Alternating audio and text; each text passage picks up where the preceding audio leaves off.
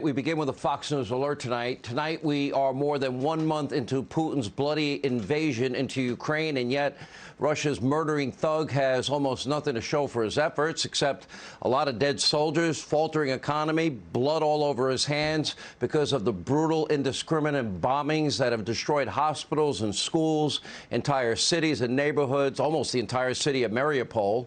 But look at your screen. Early this morning, a port city occupied by Russia in southern Ukraine was rocked by explosions. Now, in a major blow to Putin's navy, one Russian warship was obliterated. Look at that. And the other two were visibly damaged. Now, this was during a Ukrainian strike.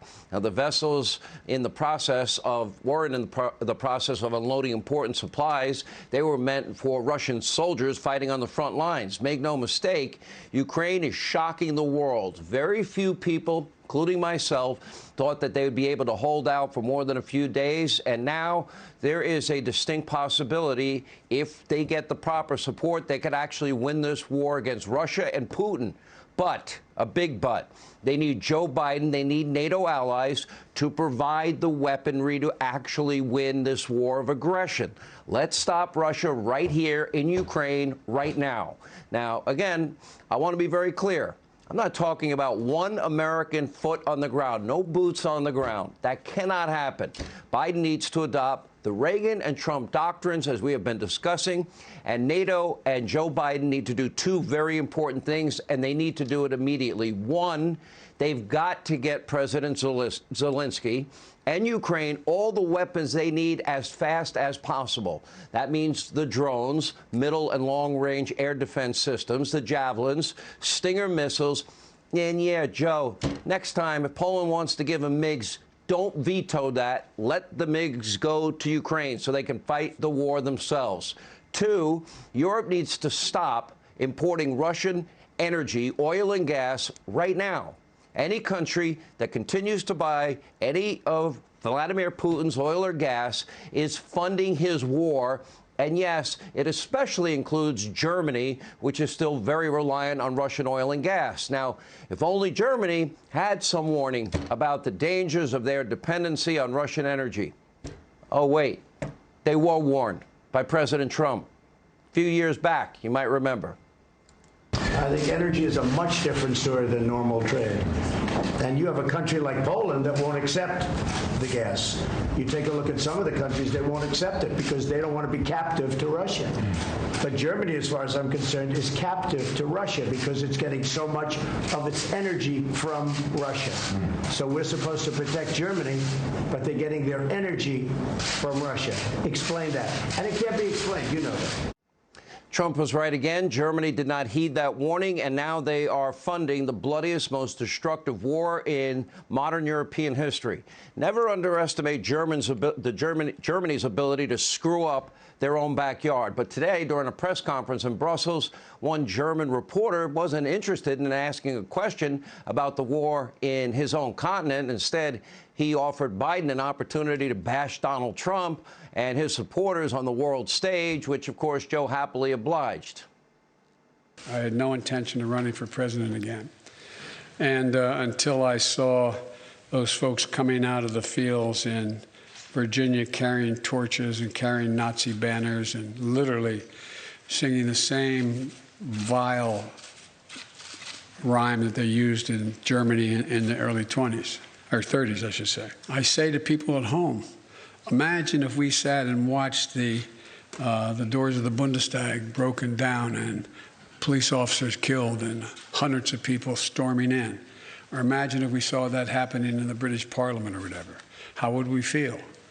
And one of the things that I take some solace from is I don't think you'll find any European leader who thinks that I am not up to the job. He's not up to the job. He's the weakest and worst president we've had in the modern era. And Joe, while he's in Europe, he's more than happy to wax and wane about a 2017 riot in Charlottesville, Virginia. But somehow he can't seem to answer a simple question about deterring Vladimir Putin. Watch this. Whoa. No, yeah, one final question, right. Hey, look, wait, hold on a second, please.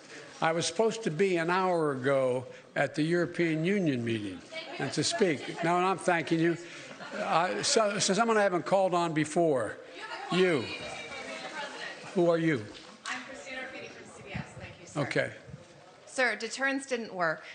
What makes you think Vladimir Putin will alter course based on the action you've taken today? Let's get something straight. You remember, if you covered me from the very beginning, I did not say that, in fact, the sanctions would deter him. That's not what I said. You're playing a game with me. I know. The answer is no. I think what happens is we have to demonstrate the purpose. The single most important thing is for us to stay unified. That's what you suggested and what Kamala Harris said. Now, Joe's answer on the use of chemical weapons also failed to inspire any confidence. Take a look. So you've warned about the real threat of chemical weapons being used. Have you gathered specific intelligence that suggests that President Putin is deploying these weapons, moving them to position, or considering their use? And would the U.S. or NATO respond with military action if he did use chemical weapons? You know, on the first question, I can't answer that. I'm not going to give you intelligence data, number one. Number two, we would respond. We would respond if he uses it. The nature of the response would depend on the nature of the use. Allow me to translate. Joe Biden has no idea how he would respond to a chemical attack. Now, he and NATO better figure that out fast, considering they're the ones that keep telling us, this can happen. The world needs strong, decisive, clear-minded strength and leadership, especially from the United States, but it's not going to come from that guy because Biden is sadly unwilling, mentally unable to provide that kind of leadership. Sad but true. Instead, according to General Jack Keane, who will join us in a moment, Biden is now pressuring, according to high-ranking sources of his, President Zelensky to make a deal with Putin, to surrender, to give in. What, give half your country away, Joe? Is that what you would do, surrender? You know, oh, okay, you invaded us. I'll give you California, Idaho, and Oregon. We'll even throw in New York. Appease a murdering thug dictator that invades a foreign country? Is that your idea of appeasement? Boy, you make Neville Chamberlain look like Winston Churchill. Now, back here at home, Biden has no plan at all for our 40-year high record inflation or the all-time high gas prices all of us are suffering under, and now a looming food shortage, which, according to 2020 Joe Biden, a food shortage is a sign of failed leadership. That's what Joe said in 2020. Take a look. With regard to food shortage, yes, we did talk about food shortages. And it's going to be real. We don't have a food shortage problem. We have a leadership problem. We have plenty of food. Leadership problem is you, Joe. Ask yourself, could Biden's presidency, could it get any worse? The economy in this country is awful. We are absolutely headed towards inflation, a recession. Inflation's at a 40-year high, Joe. Gas prices are at record high prices. It's killing the poor and the middle class, and every American pays more for every item they buy in every store. Thanks a lot. It's costing everybody $100 plus to fill up their gas tank. It's costing more to heat and cool our homes. A nationwide food shortage now in the looming. Of course, the border in a state of chaos, all created by Joe, all preventable if he would have kept Donald Trump's policies in place. Biden's Afghanistan withdrawal, an unmitigated disaster. He turned the page, and people are trapped behind enemy lines. That's great. By the way, the Taliban announced that girls can't go to high school, Joe. You going to do anything about that? There's a massive new war in Europe. China's threatening to invade and take over Taiwan. Iran has never been closer to getting nuclear weapons. Even worse, Biden is sucking up to how humiliating to this country the mullahs in Iran. He's sucking up to the murdering thug dictator of Venezuela. He's begging over and over again, even though he keeps getting rejected, OPEC to produce more oil.